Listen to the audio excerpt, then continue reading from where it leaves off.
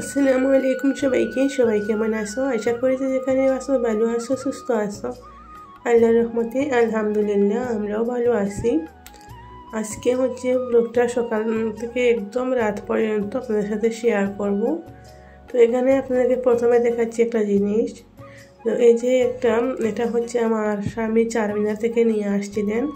আগে যে আমি আপনাদের কাছে চারমিনারের ভিডিও শেয়ার করেছিলাম, সেখান থেকে নিয়ে আসছিলেন। অনেক সুন্দর দেখতে এটা।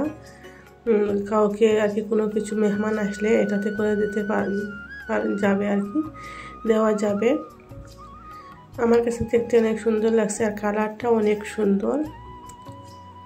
তো আজকে হচ্ছে আমি ফ্রিজ সাফ করব, ক্লিন করব, তো সেটা আপনাদের সাথে শেয়ার করব। আর ঘরের অনেক কিছু কাজ করব, আপনাদের সাথে শেয়ার করব। ভিডিওটা দেখতে থাকো, আশা করি ভালো লাগবে। আর ভিডিওটা দেখে যদি কোনো না কোনো অংশে একটু হলেও ভালো লাগে তাহলে একটা লাইক করে দিও। ফ্রিজের পাশে যে সামানগুলো দেখতেছেন সেগুলো হচ্ছে বাচ্চাদের টয়েস খেলা করার, আর হচ্ছে একটা পানি ধরার পাইপ। ফ্রিজে একেবারে কোনো কিছু নেই। এই যে আপনারা দেখতে পাচ্ছেন কোনো ধরনের সবজি নেই, একদম শেষ হয়ে গেছে। একটা দুধের আর কি হাঁড়িতে দুধ আছে, আর একটা বক্সে পানের পাতা আছে, এরকমই। আর কোনো কিছু নেই। একটা লেবু আছে। সবজি আনতে যেতে হবে। তো প্রথমে ফ্রিজের উপরের জিনিসপত্রগুলো আমি সরিয়ে নেব, তারপরে ভিতরেরগুলো বের করে নেব। ফ্রিজের ভিতরটা আর কি যা কিছু আছে সব কিছু বের করে নেব ভিতর থেকে। তো ফ্রিজের ভিতরে বেশি কিছু নেই, সবজি তো একেবারে নেই, আপনাকে দেখিয়েছি। আর কি এই জায়গায় ফ্রিজটা রাখা আছে। ফ্রিজের ডোরটা বারবার বন্ধ হচ্ছিল, কারণ হচ্ছিল এই যে সাইডে খাট আছে একটা।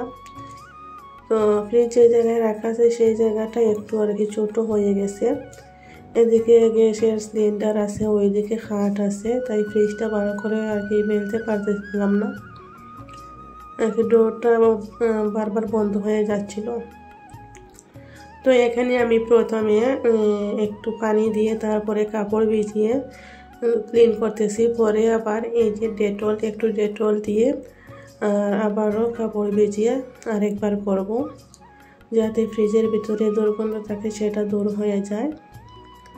তো আমার ফ্রিজ ক্লিন করা একদিক হয়ে গেছে। আর রুহানি ঘুমিয়েছিল। সকালবেলা সবাই চলে যাওয়ার পর ও আর একবার ঘুমায়, তো ওকে ঘুম পাড়িয়ে আমি উঠে গিয়েছিলাম কাজকর্ম করতে। তো ও কিছুক্ষণ ঘুমিয়েছে, পরে আবার উঠে গেছে। আমি যদি ওর সাথে শুয়ে থাকি সারাদিন শুয়ে থাকবে, আমি উঠে গেলে ও উঠে যায়। তো ও উঠে গেছে এখন। উঠে ওর দরজা বন্ধ ছিল, তো কান্না করতেছিল, গিয়ে খুলে আবার নিয়ে আসছি ওকে। তো ফ্রিজের ভিতরটা পরিষ্কার করা হয়ে গেছে, এখন বাহিরের অংশটা করতেছি। তো এই যে দেখো আমার ফ্রিজটা পুরোই পরিষ্কার করা হয়ে গেছে। যে কোনো জিনিস পরিষ্কার করার পর অনেক সুন্দর লাগে দেখতে। আর পরিষ্কার নোংরা হয়ে গেলে মন মেজাজ একেবারেই ভালো থাকে না, খারাপ হয়ে যায়। আমার হচ্ছে জানি না বয়সটা কেমন আসতেছে। আমার আজকে সাইনাসের অনেক প্রবলেম করতেছে, অনেক নাকে জ্বালা যন্ত্রণা করতেছে সাইনাসের কারণে। আমার কয়েকদিন পর পর এরকম হয়। যাদের সাইনাস আছে তাদের হয়তো এরকমই হয়, যাদের আছে তারা বুঝবে।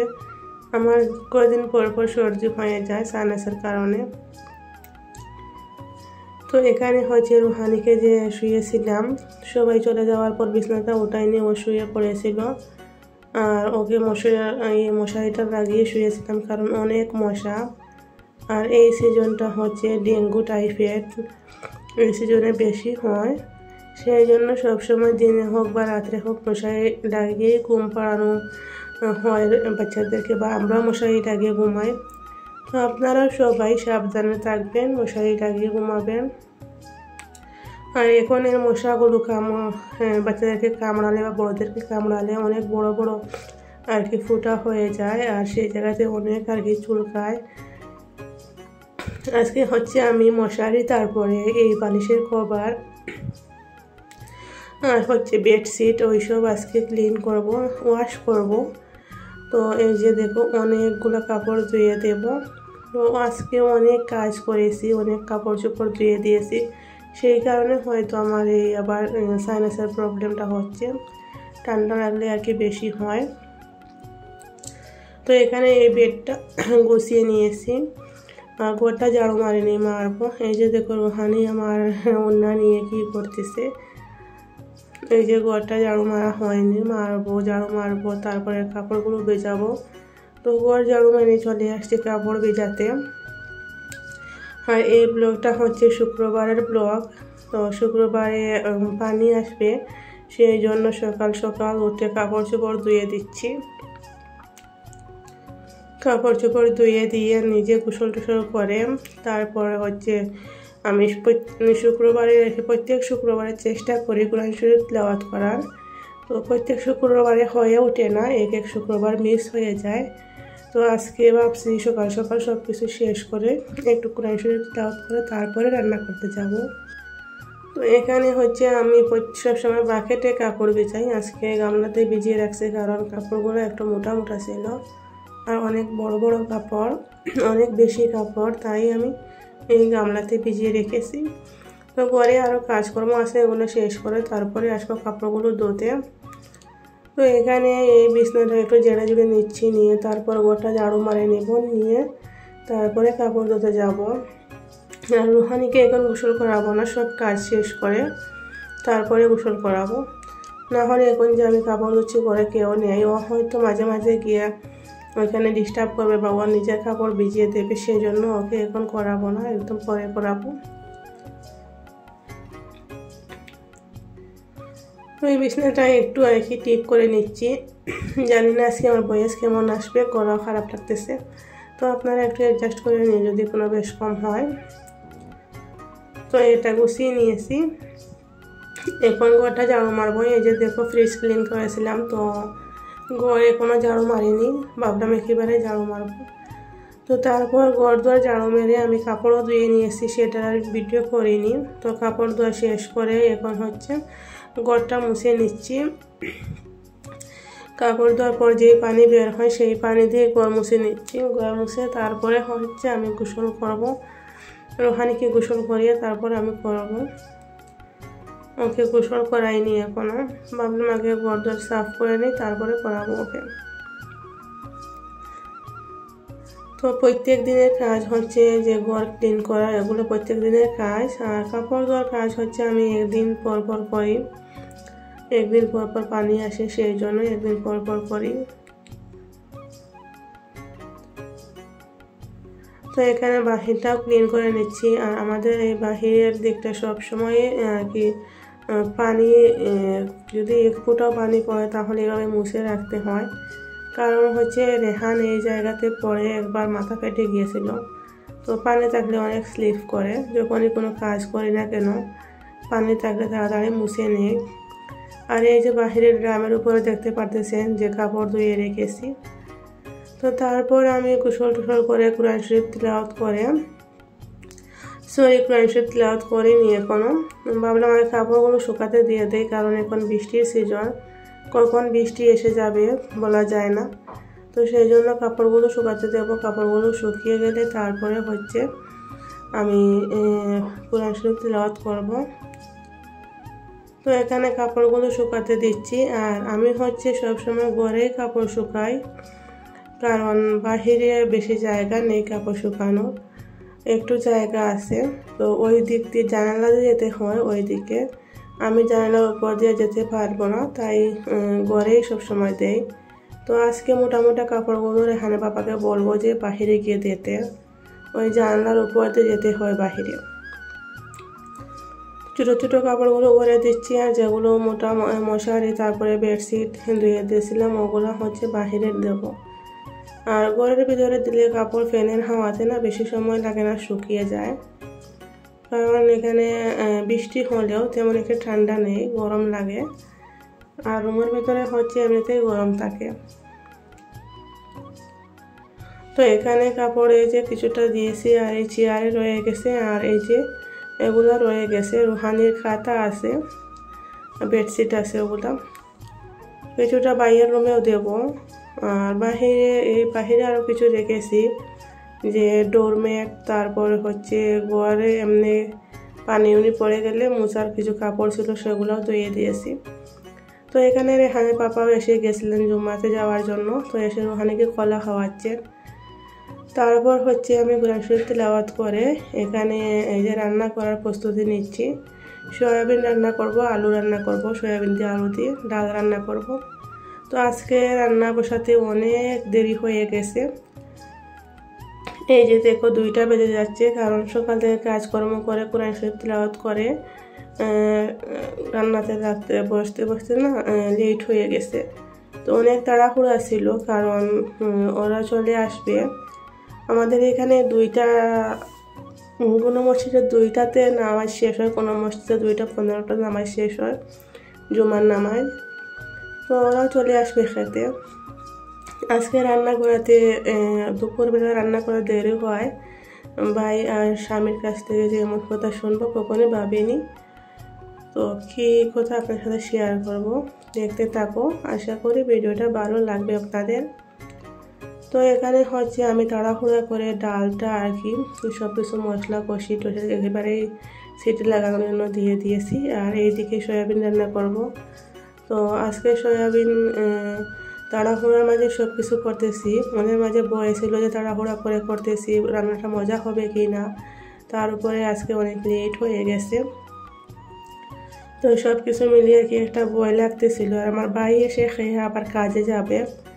তো কাজের তো ছুটির একটা সময় থাকে, একটু আজকে জুমাতে গিয়েছিল, লেট হয়েছে, তারপরে খেয়ে আবার যাবে, সেই জন্য আরও টেনশন হচ্ছিল। তো এখানে মশলা কষে টষে তারপরে হচ্ছে লবণ দিয়ে আর এটা ভালো করে নেড়ে নিচ্ছি, নিয়ে একটু পানি দিয়ে ঢাকনা দিয়ে রেখে দেবো, কারণ পানি না দিলে সিদ্ধ হবে না তাড়াতাড়ি। আর সয়াবিন থেকে তো আর পানি বের হয় না, সেই জন্য এটা নিচে লেগে যাবে, তাই একটু পানি দিয়ে দিয়েছি।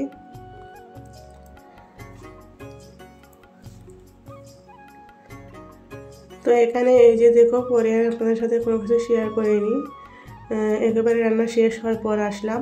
এই যে সয়াবিনটা রান্না হয়ে গেছে আর এখানে ডালও হয়ে গেছে। আধা ঘন্টার ভিতরে রান্নাগুলো শেষ করেছি আমি। যখন খেতে বসেছিলাম তখন ফোন দেখছে যে 2:25 বাজতেছে। তো আধা ঘন্টার ভিতরে শেষ করেছি। এখানে আলু ভাজি আছে, তো এগুলো দিয়ে খাওয়া হবে। আর ভাত আমি আগেই বসিয়ে দিয়েছিলাম, ভাতটা হয়ে গেছে। তো এখন সবাই মিলে খাবে, সবাই চলে আসছে। এই যে ভাতও লাগিয়ে নিয়েছি। তো ওরা খাইতে বসে আমি ভাবছি কি যে হবে, রান্না মজা হবে কি না। ওরা 2জন খাইতে বসেছে। সয়াবিন রান্না করেছে, যে সয়াবিন বেশি রান্না করা হয় না আমাদের ঘরে, মাঝে মধ্যে রান্না করা হয়। তো আজকে তাড়াহুড়া করে রান্না করেছি। খেতে না এত মজা হয়েছিল, জানি না কেন, হয়তো আল্লাহর নাম নিয়ে রান্না করেছি। আবার কোরআন শরীফ তিলাওয়াত করতে লেট হয়েছিল, আল্লাহর কাজ করতে গিয়ে লেট হয়েছে, সেই জন্য হয়তো এরকম হয়েছে। সয়াবিন হোক ডাল হোক অনেক মজা হয়েছিল। আর ওরা যে বলতেছে তুমি আধা ঘন্টার ভিতরে যে এতগুলো রান্না করেছো আর রান্নাটা এত মজা হয়েছে, সত্যি ওরা আর কি আমার প্রশংসা করতেছিল। আমি ভাবিনি যে এরকম বলবে, আমি ভাবছি হয়তো বকা খাবো যে কি হয়েছে, তাড়াহুড়া করে রান্না করেছি, ভালো হয়নি এই সেই। তো আজকে রুহানিও আমাদের সাথে ও নিজের হাতে খাবার খাচ্ছে। ও নিজের হাতেই খায়, কিন্তু রেহান একটু নাটক করে খেতে, ও নিজের হাতে খেতে চায় না। তারপর খাওয়া দাওয়া শেষ করে রেহানকে টিউশনে দিয়ে, রেহান 4টায় স্কুল থেকে এসে, তো 4টায় এসে খাওয়া দাওয়া করে 1 ঘন্টা আর কি সময় থাকে ওর হাতে। 5টায় আবার টিউশনে চলে যায়। তো 5টা থেকে 6টা পর্যন্ত মসজিদের জন্য টিউশন করে, আর 6টা থেকে 8টা পর্যন্ত স্কুলের জন্য করে ও। তো ওকে দিয়ে আমরা এখন যাচ্ছি ওইখানে যে নতুন ভাবি যারা আসছেন তাদের ঘরে। তো ভাইয়া অসুস্থ, অনেক জ্বর আর শরীরে ব্যথা, সেই জন্য যাচ্ছি দেখতে। আর রুহানি তো কোথায় শুনলে ও অনেক খুশি হয়ে যায়। তো রেহানের বাবা রেহানকে টিউশনে দিয়েছিলেন, তারপরে হচ্ছে আমরা 2জন মিলে যাচ্ছি। আর এই যে দেখো একটা মসজিদ, অনেক সুন্দর লাগে দেখতে। ওই মসজিদটা অনেক সময় দেখি আমি আসা যাওয়ার সময়, কিন্তু মসজিদের পাশ দিয়ে কখনো যাইনি। তো আজকে যাচ্ছি। এই যে নিচের অংশটা, কিন্তু উপরের অংশটা দেখতে অনেক সুন্দর, 4 তলা না 5 তলা বিল্ডিংটা। বিল্ডিং বলতে মসজিদ এটা। তো এখানে আমরা চলে আসছি। তো ভাবির মেয়ে ঘুমাচ্ছে। আগে যে একজন ভাবির ঘরে যেতাম সেই ভাবির ঘর না, ও ভাবিরা হচ্ছে নতুন আসছেন এখানে। আর ওখানে এই যে বদমাশি করতেছে, ডোর খোলাখুলি করতেছে, নতুন আসছে তো তাই। আর ভাবিদের ঘরটা অনেক সুন্দর, ওদের ঘরের ভাড়া হচ্ছে 7,000। তারপরে অনেক সুন্দর ঘরটা, পানি সানি সব কিছু সুবিধা আছে। আর আজকে হচ্ছে আমি যে সকাল থেকে তো কাপড় চোপড় ধুয়ে দিয়েছি, তো আজকে পানি আসবো ভেবেই ধুয়ে দিয়েছি, কিন্তু আজকে পরে আমার ভাই বিকেলবেলা ফোন করে বলে পানি যে 2 দিন পানি আসবে না, পুরো হায়দ্রাবাদে নাকি 2 দিন পানি আসবে না, কাজ চলতেছে, পানির এই যে পাইপের কাজ চলতেছে। শুনে তো একদম অবাক হয়ে গেলাম যে পানি তো আমি সব শেষ করে ফেললাম, আর এখন পানি না আসলে কি করব। 2টা ড্রাম পুরো খালি করে ফেলেছি, শুধু একটা ড্রামে পানি আছে। তো তারপরে যে একটা ড্রামে পানি আছে, তোরা মনে একটা সাহস পেলাম না এই পানিতে কিছু একটা করতে পারবো, একটু একটু করে ইউজ করলে একদিন চালাতে পারবো। তো বিকেলের দিকে এই যে রাত্রে সন্ধ্যাবেলা ওখান থেকে চলে আসছি, আর এত বৃষ্টি আসছে কি বলবো আপনাদেরকে, একদম জোরে জোরে বৃষ্টি দিচ্ছে এখানে। তো বাড়িতে হলে বৃষ্টির পানি দিয়ে কাজ করা যেত, কিন্তু এখানে বৃষ্টির পানি কিভাবে নিব, কিভাবে ধরবো সেটার কোনো উপায় নেই। তারপর হচ্ছে রুটি বানাচ্ছি, যে ওই ভাবির ঘরে গিয়েছিলাম, ভাইয়া অনেক অসুস্থ, তো ওরা তো নতুন আসছে, ওদের ঘরে রুটি আর কি কুলা দেওয়ার তাওয়া নেই, তারপরে হচ্ছে রুটি বানানোর এই বেলাইন নেই, সেই জন্য ভাবলাম আমি রুটি বানিয়ে দিই, কারণ জ্বরের মধ্যে রুটি খেলে একটু ভালো লাগে। তো ওদেরকে রুটি বানিয়ে দেব, রেহানের পাপা নিয়ে যাবে আর আমরাও খাবো। তো অনেকটা রুটি বানিয়েছি, ওদেরকেও দেবো আর আমরাও খাবো। রেহান এখনও আসেনি। তো তারপর আমরা খেতে বসে গেছি, রেহানও চলে আসছিল, ওদেরকে খাইয়ে দিয়েছি, দিয়ে আমরা খেতে বসেছি। তো রেহানের পাপা আর আমি রুটি খাবো, আর আমার ভাই ভাত খাচ্ছে, আর রুহানি আছে পাশে বসে, ও যদি খাওয়ার থাকে তাহলে খায়, আর না খেলে অনেক দুষ্টামি করে, পুরা আর কি ঘর বাদ ফেলে রাখে এরকম করে। তো বাচ্চারা এরকম করে করে খাওয়া শিখে। তো আজকে ভিডিওটা এখানেই শেষ করব। সবাই ভালো থেকো, সুস্থ থেকো। আল্লাহ হাফিজ সবাইকে। আসসালামু আলাইকুম।